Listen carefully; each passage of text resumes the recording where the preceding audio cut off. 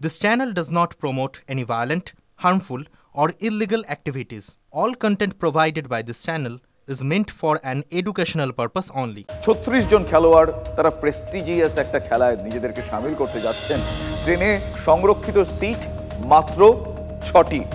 জাতীয় গেমস খেলতে গিয়ে চূড়ান্ত অব্যবস্থার শিকার হতে হলো বাংলার খো খো দলের পুরুষ এবং মহিলাদের।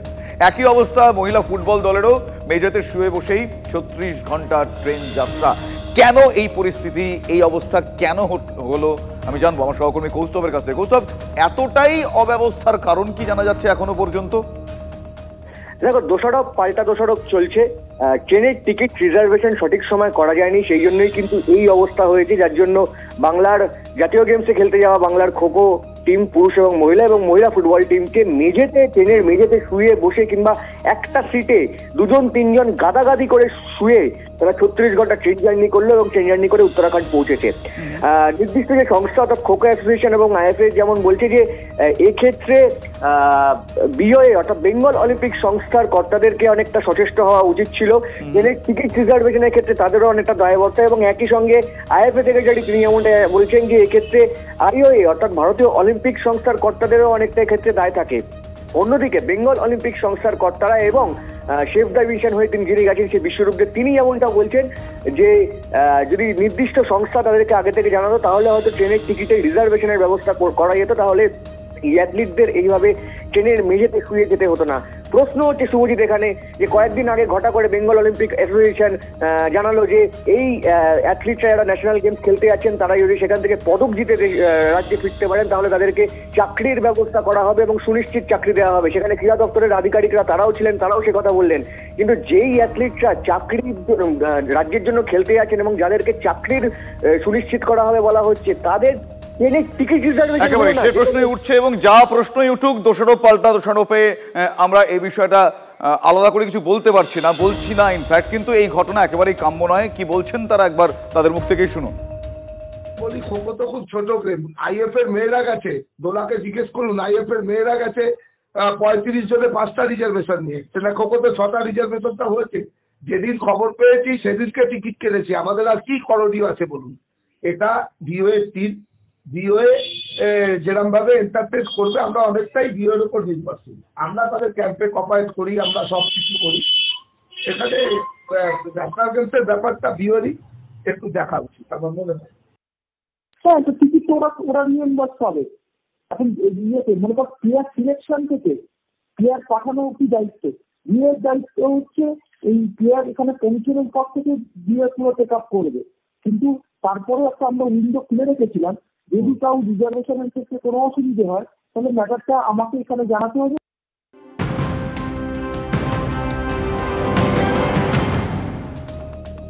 অন্যদিকে আবার আবাসের টাকা ঢুকতেই কাটমানি চেয়ে হুমকির অভিযোগ। কে অভিযোগ দিচ্ছেন? পঞ্চায়েত সদস্য এবং তৃণমূল বুথ সভাপতি। হ্যাঁ, অভিযোগ এমনটাই উঠেছে, টাকা না দেওয়ার আবাসের কাজ বন্ধের অভিযোগ শাসক নেতাদের বিরুদ্ধে। কোচবিহারের শীতলকুচির ঘটনায় শোরগোল পড়ে গিয়েছে। 6,000 টাকা দিতে অস্বীকার করায় হুমকির অভিযোগ তৃণমূল নেতা আব্দুল আজিজ মিয়ার দলবলের বিরুদ্ধে। আবাসের টাকা ঢোকার পর তিনি টাকা চান, টাকা না দেওয়ায় তিনি কাজ শুরু হবে না বাড়ির, এমন হুমকিও দেন। হুমকির অডিও ক্লিপ ভাইরাল হয়েছে, যার সত্যতা TV9 বাংলা যাচাই করেনি। বিডিওর কাছে এবং উত্তরবঙ্গ উন্নয়ন মন্ত্রীর কাছে অভিযোগ দায়ের করেছেন উপভোক্তা। যাবতীয় অভিযোগ অস্বীকার অভিযুক্ত পঞ্চায়েত সদস্য এবং বুথ সভাপতির।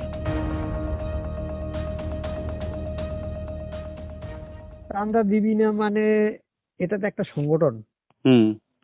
তা 10 ভাই যদি দেয় তবে তুই না দিবি কেন? এটা একটু বুঝ ব্যাপারটা একটু। এটা তো একটা পার্টি, কারোর তো ব্যক্তিগত নয়। পার্টি চালতে গেলে খরচ আছে, এটা তুইও না জানিস। সেটা জানি। যারা আমার শোন, এখন যারা এখানে ক্ষমতা আছে তাদের তো খরচ হয় রে, তাহলে দেওয়াটা তোর বাঞ্ছনীয়। কাকু ঠিক আছে, ওই কারণে হয়তো কর্মীর ঘর হয়তো একটু আগে তবে বলতেই পারে যে না দেখি কাজ করে, কোন মিস্ত্রি করে, কোন রাজমিস্ত্রি করে, এটা বলতেই পারে। তা আমি বলি কি শোন, তাই সেটা দিয়ে দে। কত টাকা দেওয়া লাগে? কত টাকা তোকা গেলা শুনেছে ওই চাঁড়া গিলা তাকে শুনিয়ে দিয়ে দিস। না তো তোমার যেহেতু পঞ্চায়েত, তোমার তো জানা আছে, তোমার পার্টি থেকে কি ডিসিশন আছে? না, পার্টি যদি পঞ্চায়েত বলি যদি মানিস, শুন পঞ্চায়েত বলি যদি মানিস, তাহলে যে 6,000 টাকা ধরছে পার্টির চান্দা, ওটা চ্যাংড়া গিলে যায় থাক দিয়ে দিস। ওটা দিতেই হবে। আরে এটা পার্টির চাঁদা ধরছে, এটা তো দেওয়া বাঞ্ছনীয়। একটা সরকারি ঘর 60,000 টাকা পেয়েছি, এখানকার পঞ্চায়েত এবং বুথ সভাপতি আমি চাঁদা না দেওয়ার কারণে আমার ঘরটা বন্ধ করে দিয়েছে কাজ। অ্যাকাউন্টে ঢুকছে, আমার বাড়িতে যখন ঘরে কাজ শুরু করেছি ওই টাইমে আসছে চাঁদার জন্য 6,000 টাকা চাঁদা চাচ্ছে। স্যার আমার কাজটা যে বন্ধ করছে স্যার, আমি কি করবো এখন? পুলিশকে খবর দেবো স্যার? ওকে, ধন্যবাদ স্যার। এখানকার পঞ্চায়েত তুলসী দাস মণ্ডল এবং বুথ সভাপতি আজিজ মিয়া, ওরা আমার কাছে 6,000 টাকা চাঁদা চেয়েছে, টাকা না দেওয়ার কারণে ওরা কাজ বন্ধ করে দিয়েছে। 2 দিন থেকে বন্ধ আছে কাজ। ওরা আমাকে ডাইরেক্টলি বলে নাই, আমার মিস্ত্রিকে প্রচন্ড হারে সেট করছে, মিস্ত্রি ভয়ে আসে না। এটা নয়, এটা সেটা সম্পূর্ণ পার্টির ব্যাপার বা ওদের ব্যক্তিগত ব্যাপার। কে কি বলছে না বলছে, ঘর বানানো কি বিষয়, আমি এটা আদৌ জানি না। না, আমি কিছুই জানি না ওই বিষয়ে। কাজ বন্ধ আছে সেটা এখন উপর নেতৃত্ব বুঝবে। ওর ঘর সরকার পার্টি দিয়েছে, পার্টি ওকে করতে দিবে কি দিবে না সেটা ওর ব্যক্তিগত ব্যাপার আর পার্টির ব্যাপার। সেটা আমি ওর বিষয়ে আমি কিছু জানি না বা ওর সাথে কোনো জড়িত নেই। যারা আবাসে নিয়ে ঘর, যারা টাকা চাবে, খোলাখুলি কথা টাকা চাবে, তাদের নামে জেলা সভাপতিকে জানাক, মন্ত্রীকে জানাক, প্রয়োজন বোধে এফআইআর করুক। বললাম তো এফআইআর সেটা আইনের মতো প্রশাসন দেখবে। পাশাপাশি TV9 বাংলার খবরের জোর এবার বলবো, অন্যরা জের বলে আমরা বলি জোর, তার কারণ আবাস যোজনার প্রথম কিস্তির 60,000 টাকা আশাকর্মী ফিরিয়ে দিয়েছেন। আবাসে বাড়ি পেতে পাকা বাড়ি থেকেও গোয়াল ঘরে বাস ব্যক্তির। সমীক্ষক দলের স্ত্রী থাকার সুযোগ নিয়ে প্রতারণা দাসপুর ব্লকের ডিহিচেতুয়া গ্রামের বাসিন্দা, যার নাম বামাপদ চাকির। আবাস যোজনা প্রকল্পের টাকাও পেয়ে যান ওই ব্যক্তি। ঘটনায় হইচই পড়ে যায় ঘাটালের দাসপুরে। সেই খবর সম্প্রচার করে TV9 বাংলা। তারপরে নড়ে চড়ে বসে প্রশাসন। তদন্তের নির্দেশ দেন দাসপুর 1 নম্বর ব্লকের বিডিও। প্রথম কিস্তির টাকা জমা দেওয়ার নির্দেশ দিয়েছেন বিডিও। এরপরই 60,000 টাকা ফেরান ওই ব্যক্তি। ফলে TV9 বাংলার খবরের জোর। মানে ব্লক প্রশাসনের ডাকে সাড়া দিয়ে উনি কিন্তু টাকাটা আমাদের কাছে আজকে কিন্তু ফেরত করে দিয়ে গেলেন। আর ব্লক প্রশাসনের পক্ষ থেকে ওনাকে আমি ধন্যবাদ জানাই। খবর যেটা হয়েছিল সেই খবরটা সত্যি তো? হ্যাঁ, খবরটা ইনকোয়ারিতে পাঠিয়েছিলেন? ইনকোয়ারি আজকে আমার জয়েন্ট সাহেব গিয়েছিলেন, এপিও সাহেব গিয়েছিলেন, খবরটা সত্যি। সরকার এবং চিকিৎসকদের সমন্বয়ে নতুন একটা সংগঠন, যে সংগঠন গতকালই আত্মপ্রকাশ করে। কিন্তু এই খবর আমি ডিটেল বলছি, তবে তার আগে আরও একটা বড় খবর এসেছে, সেটা আপনাদের জানাই। কলকাতা মুর্শিদাবাদের পর এবার বীরভূমে আগ্নেয়াস্ত্র পাওয়া গিয়েছে। আগ্নেয়াস্ত্র হাতে দাপাদাপি রীতিমতো। এই খবরটা আগে বলি, তারপরেই গতকাল যেটা বলছিলাম সেটা জানাবো। কিন্তু বীরভূমের সিউড়িতে 2 দুষ্কৃতীকে দেখতে পাওয়া যাচ্ছে। দেখুন একবার, হাতে নাতে গ্রামবাসীরা ধরে ফেলেছে। একটার পর একটা ঘটনা, আগ্নেয়াস্ত্র হাতে, রোয়াব, দাপাদাপি, খোলামকুচি হয়ে গিয়েছে বন্দুক, আগ্নেয়াস্ত্র, গুলি। পিকনিকেও এখন গুলি চলছে। ভলিবল উদ্বোধন, ভলিবল টুর্নামেন্টের উদ্বোধনে গুলি চলছে। আগ্নেয়াস্ত্র হাতে দাপাদাপি দুষ্কৃতীদের। 2 অভিযুক্তকে আটক করতেই পুলিশকে ঘিরে বিক্ষোভ, পাল্টা লাঠি উঁচিয়ে তারা পুলিশের। হিমাদ্রি আমার সহকর্মী এই মুহূর্তে আমার সঙ্গে রয়েছেন টেলিফোন লাইনে। হিমাদ্রি, এরা কারা, কি বলছেন, এত রোয়াব কিসের, কি জানা যাচ্ছে? আর স্থানীয় সূত্রে যেটা জানতে পারা যাচ্ছে যে ওই গ্রামে জমি বিবাদ সংক্রান্ত একটি অভিযোগ রয়েছে দীর্ঘদিনের, এবং সেখান থেকেই ঘটনার সূত্রপাত, এমনটাই কিন্তু স্থানীয় সূত্রে প্রাথমিকভাবে জানা যাচ্ছে। আজ সকালে 2 জন যুবক তারা আর্মস হাতে গ্রামের মধ্যে প্রবেশ করতে গেলে স্থানীয় যারা যুবক তারা তাদের 2 জনকেই ধরে ফেলে হাতে নাতে এবং দেওয়া হয় গণপিটুনি। পুলিশ যখন তাদেরকে রিকভার করতে যায় বা আর্মস রিকভার করতে যায়, তখন কিন্তু পুলিশকে ঘিরেও ব্যাপক বিক্ষোভ দেখাতে শুরু করে স্থানীয় বাসিন্দারা, এবং পুলিশকে ঘিরে রীতিমতো ধস্তাধস্তি শুরু হয়ে যায় পুলিশের সাথে। হিমাদ্রি, আর্মস হাতে, তুমি যেরকম বলছিলে, আগ্নেয়াস্ত্র হাতে দুষ্কৃতীরা সেখানে গেল, গ্রামবাসীরা তাকে মারধর করলো, পুলিশ গেল সামলাতে। আবার পুলিশকে মারধর কেন? পুলিশকে ঘিরে একেবারেই বিক্ষোভ, কারণ যেভাবে আগ্নেয়াস্ত্র নিয়ে গ্রামের ভেতর দাপাদাপি করছে স্থানীয় সেখানকার বহিরাগত যুবকরা গ্রামের ভেতরে এসে আগ্নেয়াস্ত্র নিয়ে দাপাদাপি করছে, আর সে কারণেই কিন্তু পুলিশের ওপর ক্ষোভ যে পুলিশ কেন। শুধু ক্ষোভ বললে কম হবে, আমি তোমাকে কেটে এটা দেখাতে এবং বলতে বাধ্য হচ্ছি। পুলিশের ইউনিফর্ম উর্দি ধরে, পুলিশের কলার ধরে টানা হচ্ছে, এই দৃশ্য দেখতে পাওয়া যাচ্ছে। এটা তো আইন হাতে নেওয়া দৃশ্য, কড়া শাস্তি হওয়া উচিত। এরা কারা সেইটা বলো। একেবারে যেই সমস্ত যুবককে দেখা যাচ্ছে যে পুলিশের গায়ে হাত দেওয়া হচ্ছে, উর্দি ধরে টানাটানি করছে, তারা কিন্তু ওই যে সেই মিনিস্ট্রির সংলগ্ন স্থানীয় যুবক।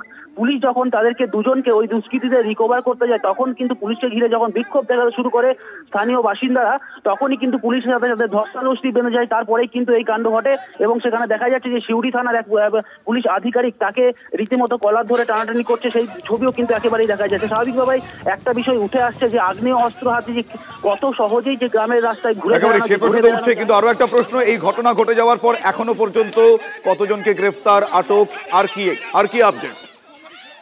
এখনো পর্যন্ত পুলিশ সূত্রে যেটা খবর, দুজনকে আটক করা হয়েছে ইতিমধ্যেই। পাশাপাশি যারা দুষ্কৃতী যারা আগ্নেয় অস্ত্র নিয়েছিল তাদেরকে ইতিমধ্যে আটক করা হয়েছে এবং তাদের মধ্যে একজনের অবস্থা আশঙ্কাজনক হওয়ায় তাকে সিউড়ি সদর হাসপাতালে ভর্তি করা হয়েছে এবং আদার্স পুলিশকে ঘিরে বিক্ষোভ দেখাচ্ছিল অন্যান্য মহিলারা ছিল, তাদের খোঁজও কিন্তু তল্লাশি চালানো হচ্ছে।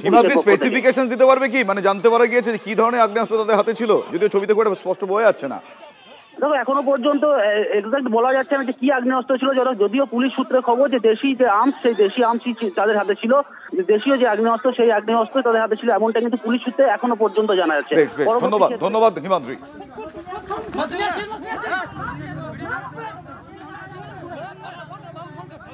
মুখ্যমন্ত্রী বারবার বলছে যে যারা জমি দখল করবে তাদের নিয়ে কড়া অ্যাকশন লেগ, কিন্তু এরা বারে বারে কিছু না কিছু একটা করছে। আমাদের একটা ফ্যামিলি গোটা গ্রামকে অশান্তি করে রেখেছে। আমাকে জোড়হাত করে নিবেদন যে আমাদের গ্রামবাসীকে বাঁচতে দেন এবং আমাদেরকে বাঁচতে দেন।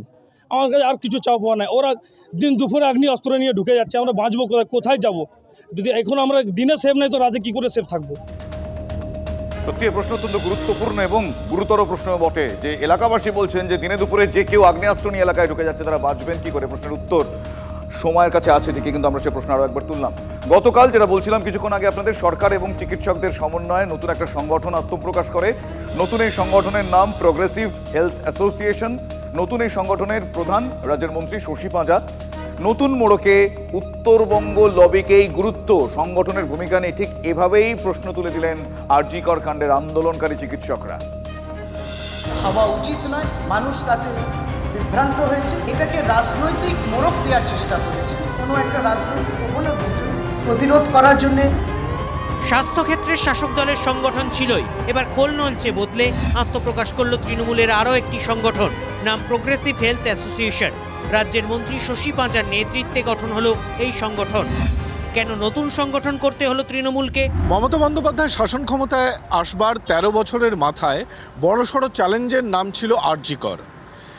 আপাতত সেই আরজি কর পরিস্থিতি নিয়ন্ত্রণে, কিন্তু আরজি করের ক্ষত যাতে কোনোভাবে 1 বছর পর বিধানসভা নির্বাচনে স্থায়ী প্রভাব না ফেলতে পারে, তাই নতুন সংগঠন করল তৃণমূল কংগ্রেস।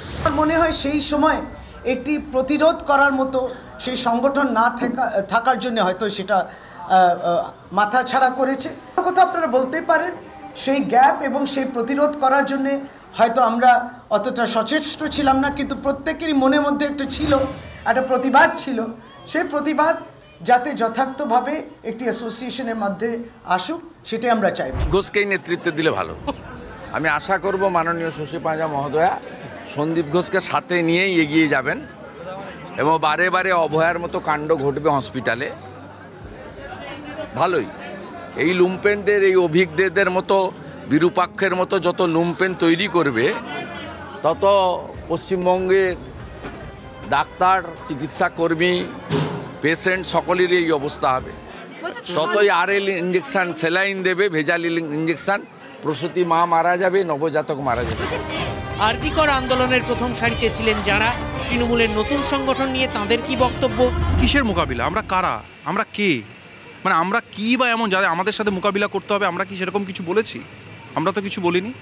আমরা তো একটা ন্যায়ের পথে একটা ন্যায় বিচার চেয়েছি। পুরনো সংগঠন অনেক ছিল, সেই সব সংগঠনগুলো কি কাজ করছিল এতদিন, সেই সব সংগঠনগুলো কি কাজ করছে না করছে সেগুলোকে খতিয়ে দেখে কোথায় কোথায় কাজের অভাব সেই জায়গাগুলো করা আমার মনে হয় দরকার।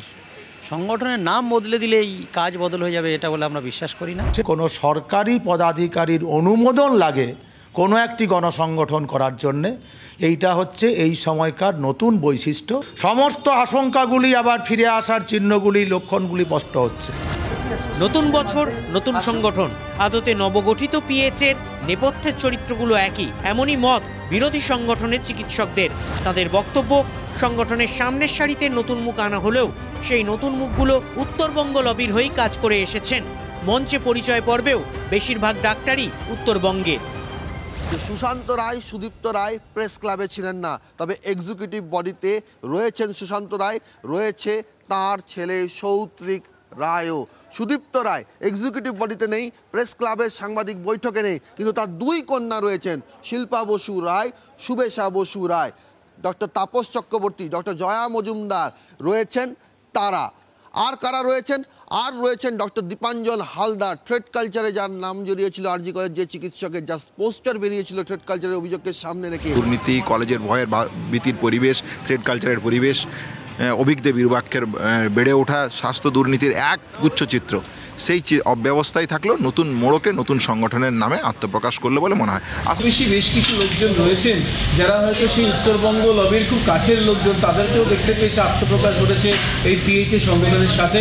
তারা হয়তো প্রথম ধারার নেতারা নয়, তারা পিছন থেকে এসছেন, তারা জলপাইগুড়ি বা উত্তর দক্ষিণ দিনাজপুর থেকে বা মালদা থেকে প্রতিনিধিত্ব করেছেন। যাদের গ্রহণযোগ্যতা নিয়ে প্রশ্ন নেই, তাদের দিয়ে কিন্তু কোনোদিনই ভালো রেজাল্ট হতে পারে না। কমিটিতে জায়গা পেয়েছেন নির্মল মাঝিও, কিন্তু ব্রাত্য শান্তনু সেন। অনেকের মতে শান্তনুকে একঘরে করতেই এই কৌশল। রয়েছে আরও কিছু চমক। শশী পাঁজা, যেমন মানস ভূঁইয়া, যেমন কাকলি ঘোষ দস্তিদার, যেমন রত্না দেনাগ, তাদেরকে এবার অ্যাডভাইজারি কমিটিতে রাখা হয়েছে।